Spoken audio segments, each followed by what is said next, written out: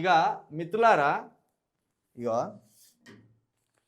1 2 3 4 5 ఒకటి ఇది 1 ఇది 2 ఇది 3 4 5 6 కేసులు. ఇది నా మీద పెట్టిన కేసులు కాదు, ఇవి 6 కేసులు. ఎవరిది? మంత్రి శ్రీధర్ బాబు గారు ఓ వ్యక్తి మీద పెట్టిన 6 కేసులు. ఒకే రోజు 6 కేసులు పెట్టించింది మంత్రి శ్రీధర్ బాబు గారు. నిజంగా మంత్రి శ్రీధర్ బాబు గారు కేసులు పెట్టించడానికి అవతలి వ్యక్తి ఏమైనా నేరం చేసిండా అంటే అది లేదు. ఎవరు మొన్న ఒక వీడియో రిలీజ్ చేసింది చూడు, నారాయణ రెడ్డి గారు అని. నారాయణ రెడ్డి గారు శ్రీధర్ బాబు గారి మీద, శ్రీధర్ బాబు గారి తమ్ముడు శ్రీనుబాబు మీద మీరు పుట్టమధును చంపమని నాతోటి చెప్పిండ్లు, మీరు నాతోటి హత్య చేయించాలని చూసిండ్లు, కానీ నేను తేరుకున్నా, నేను మర్డర్ చేయడం ఏంది, నేను హత్య చేయడం ఏంది అని ఆగిపోయినా అని ఓ వీడియో బయట రిలీజ్ చేసింది కదా. దాని ఫలితం 6 కేసులు, ఆయన మీద 6 కేసులు. శ్రీధర్ బాబు గారు మంత్రిగా మీ అధికారాన్ని ఈ విధంగా దుర్వినియోగం చేస్తున్నారా? మీరు మీ మీద ఆరోపణలు వచ్చినప్పుడు ఆ ఆరోపణలు మీరు కడుక్కోవాలి. నేను కానీ నా తమ్ముడు కానీ ఎలాంటి హత్య ప్రయత్నాలకు ఒడిగట్టలేదు. మేము అలాంటి మనుషులం కాదని మీరు వాటిని పరిష్కరించాలి, ఆ ఆరోపణలు ఖండించాలి, ఆ ఆరోపణలు నిజం కాదని రుజువు చేసుకోవాలి.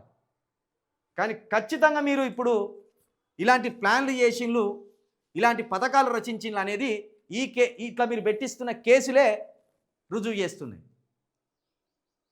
ఒక వ్యక్తి ఆరోపణలు చేసే స్వేచ్ఛ లేదా? ఏంది ఇది అంత ఏంది, అంత విచిత్రంగా ఉంటుంది తెలుసా కేసులు. ఈ కేసులు పెట్టిన వాళ్ళు అంత ఎంత పాపం. ఇప్పుడు ఈ నారాయణ రెడ్డి అంటే రెడ్డి అనుకునేరు, రెడ్డి కాదట ఆయన. రెడ్డి గాన్లా అనేది ఒక కులం ఉన్నది. ఈ రెడ్డి గాన్లా అనేటోళ్ళు బీసీల కిందనే ఉంటారు. అయితే వాళ్ళకు సోకు రెడ్డి అని పెట్టుకుంటే వ్యాపారంలో కావచ్చు, రాజకీయాల్లో కావచ్చు, లేకపోతే ఊర్లో కావచ్చు ఓ హోదా ఉంటుంది. రెడ్డి అనగానే అందరూ గౌరవించే పరిస్థితి ఉంటుంది అని ఒక తెలిసి తెలవనితనం ఉన్నది కదా ప్రజలలో. ఆ క్యాస్ట్ అంటే చీపు, ఈ క్యాస్ట్ అంటే ఎక్కువ అనేది. అట్లా ఆయన రెడ్డి గాన్లు కాస్త రెడ్డి అని పెట్టుకున్నాడు అట. ఆయన ఆ రెడ్డి అని పెట్టుకునే వరకు అందరు రెడ్డి అనుకున్నారు ఆయన. కానీ ఆయన రెడ్డి కాదట, రెడ్డి గాన్లాట, బీసీ ఆట. ఆయన మరి విమర్శలు ఎందుకు చేసిండు, నేను కేసులు ఎందుకు పెట్టిండు అంటే, రామగుండం డిస్టిక్, రామగుండం పిఎస్ కమాన్పూర్ 2024 18/11/2024 ఆయన మాట్లాడిన తెల్లవారి నుండి కేసులు అయినాయి. సెక్షన్లు ఏంటిది? 192, 353, 2, అదేవిధంగా 3/5 BNS. ఇది ఎప్పుడైంది కేసు? శనివారం అయింది కేసు. శనివారం 2 గంటలకు ఈ కేసు అయింది. ఇది ఒక్కటి. అసలు ఏం రాసిండు పిటిషన్లో అన్ని చదివితే చిత్రం ఉన్నదా ఇది మొత్తమే. కేసే మొత్తం చిత్రంగా ఉన్నాయి. ఎవరంటే ఇప్పుడు శ్రీధర్ బాబు గారు మంత్రి కాబట్టి ఓ 10వ పరకకో ఆశకో కేసులు పెట్టేటోళ్ళు ఉంటారు కదా. అట్లా 10వ పరక ఆశకు కేసులు పెట్టిన వాళ్ళు వీళ్ళంతా. శ్రీత గౌరవనీయులైన sub inspector of police Kamanpur గారికి అయ్యా, నా మనవి ఏమనగా, నేను ఇన్గంటి భాస్కర్ రావు, సన్ ఆఫ్ శ్రీరంగరావు, వయస్సు 60 సంవత్సరాలు, కులం వెలుమ, రెవెన్యూ కమాన్పూర్ గ్రామ నివాసుడను. నేను మండల కాంగ్రెస్ పార్టీ సింగిల్ విండో చైర్మన్గా పనిచేయుచున్నాను. 16/11/2024 రోజున సాయంత్రం సుమారు 5 గంటల సమయంలో సోషల్ మీడియాలో చల్ల నారాయణ రెడ్డి, సన్ ఆఫ్ మల్లయ్య, ధన్వాడ మండలం కాటారంకు చెందిన నాయకుడు మాట్లాడుతూ తెలంగాణ రాష్ట్ర మంత్రివర్యులు గౌరవ దుద్దిల శ్రీధర్ బాబు గారు మరియు వారి సోదరుడు దుద్దిల శ్రీనుబాబు గారు పుట్టమధును చంపుతున్నారని,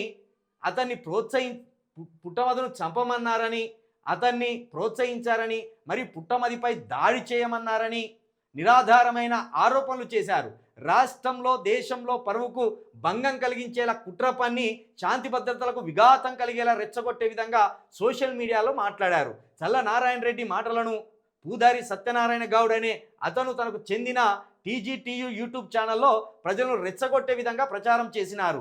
కావున నా యందు దయతలిచి ఎలాంటి ఆధారాలు లేకుండా కుట్రపూరితమైన నిరాధారణ ఆరోపణలు చేసిన చల్ల నారాయణ రెడ్డి మరియు అలాంటి అసత్య ఆరోపణలను టీజీటీయూ యూట్యూబ్ ఛానల్ ద్వారా ప్రచారం చేసిన పూదరి సత్యనారాయణ గౌడపై చట్టపరమైన చర్యలు తీసుకోవాలని నా యొక్క మనవి. నీ ముఖం లెక్కున్నది మనవి. ఎవరైనా పేరు భాస్కర్ రావు. 60 సంవత్సరాలు వచ్చినాయా నీకు? జ్ఞానం ఉన్నదా? జ్ఞానదంతాలు వచ్చినాయా రాలేదా? ఒక వ్యక్తి ఒకడి ప్రాణాలు తీయాలని చెప్పినప్పుడు వాటిని చర్చకు పెట్టినప్పుడు ప్రజాస్వామ్యంలో చెప్పే హక్కు లేదా? ఆరోపణలు చేస్తే కేసులా? ఏంది? ఏం రాసినావు ఇక్కడ పిటిషన్లా? రాష్ట్రంలో దేశంలో పరువుకు భంగం కలిగేలా కుట్ర పన్నారు. ఏ వాళ్ళకు రాష్ట్రంలో దేశంలో పేరున్నది? ఆయన రాష్ట్ర మంత్రి, దేశ మంత్రి కాదు ఆయన. శ్రీధర్ బాబు గారు ఎవరో గటు పక్కన కర్ణాటక పోతే తెలుస్తుందా? శ్రీధర్ బాబు గారు ఎవరో కాశ్మీర్కి పోతే తెలుస్తుందా? శ్రీధర్ బాబు గారు ఎవరో బీహార్కు పోతే తెలుస్తుందా? ఉత్తరప్రదేశ్కి పోతే తెలుస్తుందా? 29 రాష్ట్రాల్లో శ్రీధర్ బాబు గారు ఎంతమందికి తెలుసు? ఈ తెలంగాణకు తెలుసు, లేకపోతే అక్కడ మన పక్కనున్న ఆంధ్రప్రదేశ్కు తెలుసు. ఎందుకంటే ఉమ్మడి రాష్ట్రంలో కూడా ఆయన పౌర సరఫరాల శాఖ మంత్రిగా చేసిండు కాబట్టి. దేశవ్యాప్తంగా పరువు తీసిండ్లాట. అంటే ప్రజాస్వామ్యంలో ఒక వాయిస్ని కూడా వినిపించే హక్కు లేదా? ఇంకేమని పెట్టిన శాంతి భద్రతలు బుద్ధున్నా అదే, నువ్వు పెద్దోనివి అయిపోయినావు, 60 సంవత్సరాలు ఉన్నాయి నీకు. ఆరోపణలు చేస్తే శాంతి భద్రతలకు ఎట్లా విఘాతం కలుగుతుందా? దీంట్లో శాంతి భద్రతల సమస్య ఎట్లా తలెత్తుతుంది? అది పక్కన పెడదాం. ఇంకా ఏమని పెట్టండి, ఈయన టీజీటీయూ అనే యూట్యూబ్ ఛానల్లో ప్రసారం చేశాట. మరి యూట్యూబ్ ఛానళ్ళు ఉన్నాయే ప్రసారాలు చేయడానికి. ఎవరికి ఏ అన్యాయం చేసినా నీ వాయిస్ పంపు, నాకు నా ఛానల్కి పంపు. శ్రీధర్ బాబు గారు అట్లాంటి వారు కాదు. శ్రీధర్ బాబు గారు వెంకటేశ్వర స్వామి రూపమే, వాళ్ళ కుటుంబం మొత్తం వెంకటేశ్వర స్వామి గారి కుటుంబమే అని నాకు ఒకటి పంపు. వేస్తా, నా ఛానల్లో వేస్తా. గింతలాలుచి కథలానే ఆయన వాయిస్ ఏందో, ఆయన మీద జరిగిన కుట్ర ఏందో ఆయన చెప్పుకునే అవకాశం లేదా? సరే, ఈయన కేసు పెట్టిండ్రు, ఈయన ఫిర్యాదు ఇచ్చిండ్రు. సిఐ గారు మీరు ఎట్లా చేసిండ్లండి? ఈ యూట్యూబ్ ఛానల్ మీద కేసు చేస్తారా మీరు? ఇదొకటి. ఇక సేమ్ అన్ని పిటిషన్లు ఇవే పిటిషన్. ఇదొకటి సేమ్. మళ్ళీ ఇదేంటిది? రామగుండం ముత్తారం మండలంలో కేసు. ఇది చూపి నీట్గా. అదేమో రామగుండం కాటారం, ఇదేమో రామగుండం ముత్తారం మండలం. ఇది కూడా 16వ తారీఖే కేసు. సేమ్. ఇక్కడ కూడా సెక్షన్లు సేమ్ సెక్షన్లు 192, 353/35 BNS. ఇది కూడా శనివారమే నమోదు చేసింది. అది 18వ తారీఖు, ఇది 17వ తారీఖు. అంటే ఒక రోజు వ్యవధిలో పెట్టిండ్రు. ఈయన పెట్టిన ఆయన ఎవరు ఇక చూద్దామా? ఈయన ఎవరు? ఇగో ఈయన రాసుకొచ్చింది. ఈయన ఎవరు? ఈయన 17వ తారీఖు పెట్టింది. ఈయనేంటిది? శ్రీత గౌరవనీయులైన సబ్ ఇన్స్పెక్టర్ ఆఫ్ PS ఇది ముత్తారం గారికి నా మనవి ఏమైనా, నేను దొడ్ల బాలాజీ, దశరథం, 54 సంవత్సరాలు, కులం వైశ్య, అడవి శ్రీరాంపూర్ గ్రామానికి చెందినవాడను. నేను మండల కాంగ్రెస్ పార్టీ ముత్తారం అధ్యక్షుడిగా పనిచేయుచున్నాను. తేదీ 16/11 రోజున మళ్ళీ సేమ్ ఆవు కథే. ఆవు తెల్లగా నుండును, ఆవుకు 4 కాళ్ళుండు, 2 కొమ్ములు ఉండు అన్నట్టు. ఏంటిది ఇక్కడ ఆయన రాసుకొచ్చింది? చల్ల నారాయణ రెడ్డి సన్ ఆఫ్ మల్లయ్య, ధన్వాడ, కాటారం. ఏంటిది? నిరాధారమైన ఆరోపణలు చేశారు. రాష్ట్రంలో తెలివి లేని వాళ్ళని నమ్ముకున్న మంత్రి శ్రీధర్ బాబు గారు. సేమ్ అక్కడేదైతే రాష్ట్రంలో దేశంలో పరువుకు భంగం కలిగిందని రాసిండో, సేమ్ ఇక్కడ కూడా రాష్ట్రంలో దేశంలో పరువుకు భంగం కలిగిందని విఘాతం కలిగించేలా సోషల్ మీడియాలో పెట్టారని సేమ్ మళ్ళీ అదే యూట్యూబ్ ఛానల్ టీజీటీయూ యూట్యూబ్ ఛానల్లో మళ్ళీ సేమ్ ఇదో కేసు. కనీసం ప్రింట్ అన్న ఇప్పుడు ఇవి అన్నీ కలిసి ఒక్కడే రాపించినట్టు ఉన్నది. ఒకడే పెన్ను పట్టుకుంటే పేర్లు మారినాయి. ఏది ఫిర్యాదు చేసిన వాళ్ళ పేర్లు మారినాయి, సబ్జెక్ట్ మారలే. Same subject. రాష్ట్రంలో దేశంలో శ్రీధర్ బాబు గారి పరువు తీసిండ్రు. రాష్ట్రంలో దేశంలో శ్రీధర్ బాబు గారి పరువు తీసిండ్రు. TGNSU అన్న ఛానల్లో ప్రచారం చేసిండ్రు. మా పరువు పోయింది. ఇది మళ్ళీ ఇది సేమ్, ఇది 17వ తారీఖే. ఈయన పెట్టిన ఎవరు? మోహన్ రెడ్డి, వెంకటరమణ రెడ్డి తండ్రి మోహన్ రెడ్డి, కులం రెడ్డి, 52 సంవత్సరాలు. అంతా పేడు బ్యాచ్ని ఎన్నుకొని అంతా ఈ పెన్షన్ల బ్యాచ్ని ఎన్నుకున్నారు శ్రీధర్ బాబు గారు. కాదు శ్రీధర్ బాబు గారు, అంటే మీ మీద ఆరోపణలు చేసే హక్కు కూడా ఈ ప్రజలకు లేదా? మీరు ఏ దుర్మార్గాలు చేస్తారు, ఏం చేస్తారని చెప్పే హక్కు కూడా లేదా? ఇక ఇది ఇట్లున్నది. ఇది ఎక్కడి పోలీస్ స్టేషను? ఇది గదే, ఇది రామగిరి పోలీస్ స్టేషన్. ఇది ఇంకొకటి ఎక్కడ అయింది? ఇది కాటారం పోలీస్ స్టేషన్. ఇది ఈయన ఎవరు పెట్టిండ్రు? కొట్టె శ్రీశైలం చంద్రయ్య అనే 52 సంవత్సరాలు. ఈయన మున్నూరు కాపు కులం. అంటే ఒక వెలుమళ్ళు, వైశ్యులు, రెడ్డోళ్ళు, మున్నూరు కాపులు, ఇట్లా వీళ్ళందరితో పెట్టించు. ఒక్కొక్క స్టేషన్లో ఒక్కొక్కటి పెట్టింది. ఇదేంటిది చివరి కాపీ? ఇది ఈయనెవరు? ఇది మహాదేవ్పూర్లో పెట్టిండు, మహాదేవ్పూర్ మండలంలో పెట్టిండు కేసు. ఈయనెవరంటే అక్బర్ ఖాన్ చేత పెట్టించిండు. తండ్రి నాసర్ ఖాన్ అట. ఈయన కూడా 59 సంవత్సరాలు. సేమ్, మళ్ళీ సేమ్ ఇదంతా. దేశంలో రాష్ట్రంలో శ్రీధర్ బాబు గారి పరువు పోయింది, ఆ యూట్యూబ్ మీద చర్యలు తీసుకోండి అని ఈయన కూడా సేమ్ పిటిషన్. శ్రీధర్ బాబు గారు నిజంగా మీరు బయటికి కాంట్రవర్సీగా పెద్ద కనిపించకపోయినా లోపల మీది చాలా భయంకరమైన నేరపూరితమైన ఇట్లా కేసులు పెట్టి ఇరికిస్తున్నారు అనేది ప్రజలు మాట్లాడుకుంటున్నారు.